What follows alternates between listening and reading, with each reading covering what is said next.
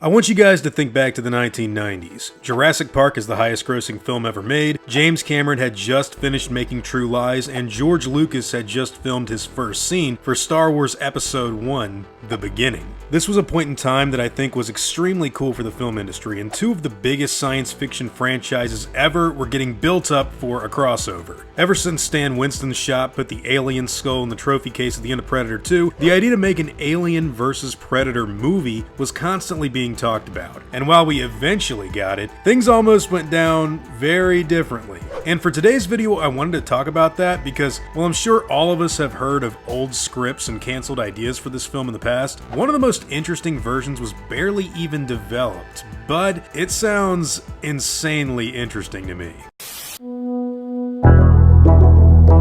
So I recently found an article that detailed how Roland Emmerich, of all people, almost made Alien vs. Predator back when he was red hot in the 1990s. But before we go into any of that, we need to talk about Peter Briggs, who was the first person to kind of try and bring Alien vs. Predator, which was at the time just a Dark Horse comic series, to the big screen by talking to Joel Silver, one of the producers for the Predator movies. Peter said that, quote, "What I did was take the bare frame of the story and eject everything from it that didn't work. And then I put in a whole lot of more material, so I think probably there's about 70 to 75% of me in there. When I handed it to my agent, the script, he looked horrified because he had no idea I was writing it and assumed rightly it'd be a tough sell." This initial draft, I guess, was called The Hunt, Alien vs. Predator. That's what AVP Galaxy says anyways. It was completed between June and September of 1991, and they basically thought that they might get a rewrite or something on it, but it was a good first draft. It's very loosely based on the Dark Horse comics, but from there, that's where things get really interesting. Peter Briggs did a rewrite that basically had the movie open up with a salvage team picking up one of the Predator alien seeding pods. That's when the Predators show up and dock with an alien-infested ship, and I guess that's where we kind of get an Alien vs. Predator movie, which sounds like it would have been set in space. Funnily enough, an article from Starlog magazine at the time actually had Peter Briggs state that he wanted Joan Chen, or Tia Carrera, taking on the role of the human protagonist Hiroku Noguchi, who is apparently based on Machiko from the comic books. Now, a lot of this info is coming from AVP Galaxy, like I said, and I had not really heard about much of this stuff before, but there's other stuff from Bloody Disgusting that says that the budget would have been at least $60 to $80 million. This is the early 90s, mind you. And,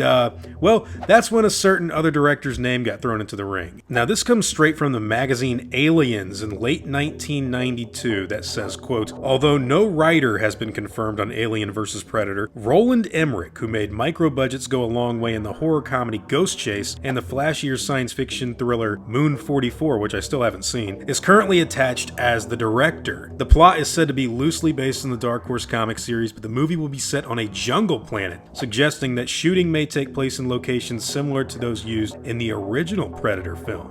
Now, a lot of people think that it would have been similar to the Peter Briggs script, but Emmerich and his writing partner Dean Devlin wanted to throw that stuff out from apparently what these people say and start from scratch. Now, there was an interview that they gave somewhere else where they basically said that the alien would have been spawned from a predator, so it would have had the characteristics of both the predator and the alien. This comes directly from Dean Devlin. In fact, we're calling it a PRALIEN. We thought it could have been very interesting having these two warriors, a human and a predator, who are always battling each other, but who are then forced to work together to fight a greater enemy. Interestingly enough, that is kind of similar to what the Paul W.S. Anderson film wound up being, only that we didn't get to the Pred Alien until the sequel, and we damn sure never called it a PRALIEN like Roland Emmerich and Dean Devlin wanted to call it. The article goes on to say that Emmerich had been approached by 20th Century Fox to develop the popular Dark Horse Comics title Alien vs. Predator into a movie, but the studio has since decided to retreat from making that creature feature, despite the fact that Alien vs. Predator remains one of Dark Horse's most successful titles.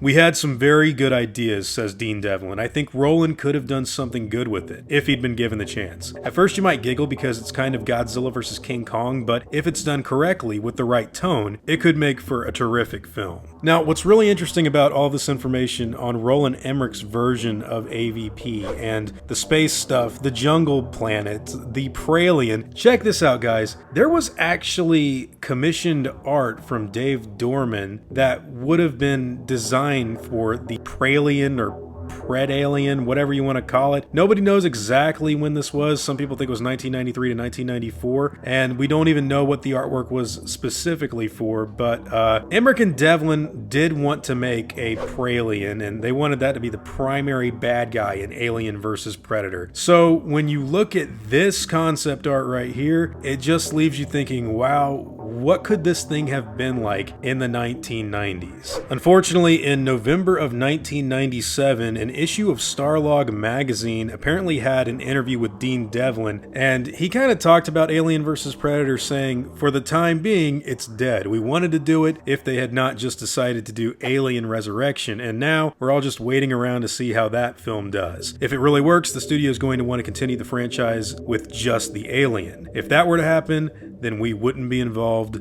at all. And Alien Resurrection kind of came and went. Interestingly enough, there was also an Alien 5 being developed a little bit after that had a lot of crazy stuff involved. Ridley Scott was back, James Cameron was back, Sigourney Weaver, Arnold Schwarzenegger was going to be in that movie. I'll probably talk about that some other time, but yeah, this was basically what was going on behind the scenes when they were making Alien vs. Predator and having Roland Emmerich's name thrown into the ring, before Paul W. Sanderson got involved. And look guys, if you go back to the 90s and pay attention to the kinds of movies that Roland Emmerich was making, this stuff was insanely on point as far as aesthetics go for what an Alien or Predator movie could be. I mean, Jean-Claude Van Damme and Dolph Lundgren provide something of a Colonial Marines look for Universal Soldier, which was in 1992, right around the time that all these rumors started coming out, and then Stargate employed a lot of those ancient alien theories and world-building lore into its story. Independence Day was a gigantic hit with a star-studded cast that became one of the most popular science fiction blockbusters of the 90s. And even though a lot of people complain about it, Godzilla had those little raptor-like attack scenes that could easily double as something of an alien ambush. And look guys, I don't care what you say, if Mel Gibson stars in one of your movies, you know that you're kind of a big deal. I guess it makes sense for the studio to go with Paul W. Sanderson though, based on his work with Event Horizon, because that was definitely a horror movie, which, you kind of need horror for Alien and Predator. But looking back, I really do think the direction this idea should have gone in more than likely was something of a fun blockbuster action romp, because Paul delivered a PG-13 cheesy B-movie kind of film that doesn't look very expensive. In fact, I think it looks pretty cheap, cheaper than Alien Resurrection even. And I don't know, man, this version of the movie would more than likely have been a mashup of something like Alien Resurrection meets Predator 2, or Independence Day meets Godzilla, I guess more accurately. But honestly, as goofy as that may sound to some people, I'd probably take that over the 2004 film, which I don't hate, but I really don't think is that great. The Alien producers really did not want AVP to get made, from my understanding, because they thought it would severely tarnish the Alien name. And look, the second one was just abysmal. So look, I don't really hate the movie, but I do think that Roland Emmerich could have put something out that would have been peak Alien and Predator stuff for the 90s if done right. Would it have wound up being a maximum 3 out of 5 star cheesy action movie set in space? Yeah, probably would, but to tell you the truth, I think we all need to ask ourselves the question about whether or not that's better or worse than the film we got. I'll let you all decide, but hey, these are all just my own thoughts on the subject matter. What do you guys think? Did you even know that Roland Emmerich almost made Alien vs. Predator in the 90s? Keep in mind, guys, this is way before 2012, 10,000 BC, Moonfall. This is Emmerich in the 90s, Universal Soldier, Stargate, Independence Day, even Godzilla. I mean, this was kind of going to be a big deal for science fiction. Now, have you ever heard of this rumored script or pitch for Alien vs. Predator? And if so, would you have liked to have seen it? And what do you think the deal was with their PRALIEN? Man, that's just a weird thing to call it, but I've given my thoughts on what this subject matter is, so whatever your own happen to be, I'd love to hear them in the comments down below.